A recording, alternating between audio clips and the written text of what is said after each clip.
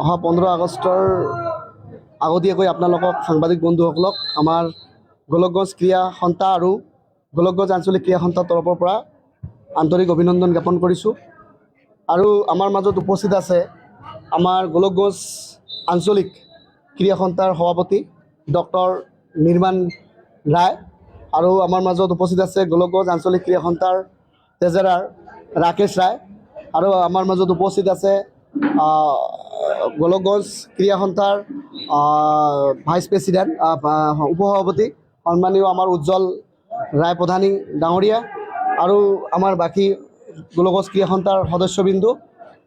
যিয়ে নহওক, আজি আমাৰ আচলতে প্ৰতি বছৰৰ দৰে এইবেলিও 15 স্বাধীনতা দিৱস উপলক্ষে 15 আগষ্টৰ স্বাধীনতা দিৱস উপলক্ষে গোলকগঞ্জ ক্ৰীড়া সন্থাৰ উদ্যোগত আৰু গোলকগঞ্জ আঞ্চলিক ক্ৰীড়া সন্থাৰ সহযোগত 3দিনীয়া খেলৰে আজি প্ৰথম শুভাৰম্ভণি আমি কৰিছোঁ।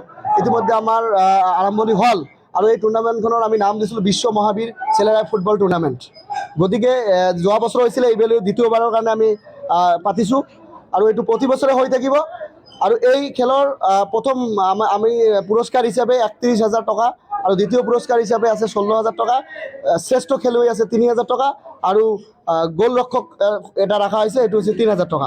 গতিকে আমি বিচাৰিছোঁ গোলকগঞ্জ ক্ৰীড়া সন্থা আৰু গোলকগঞ্জ আঞ্চলিক ক্ৰীড়া সন্থাই এই 3দিনীয়া যিটো খেল আমি অনুষ্ঠিত কৰিম, এই খেলত যাতে গোলকগঞ্জ অঞ্চলৰ সকলো ৰাইজে, ক্ৰীড়াপ্ৰেমী ৰাইজে যাতে সহায় সহযোগিতা কৰে, তাৰে আমি কামনা কৰিছোঁ। আৰু ইয়াৰ লগতে যাতে শান্তি সমৃদ্ধি বজাই ৰাখি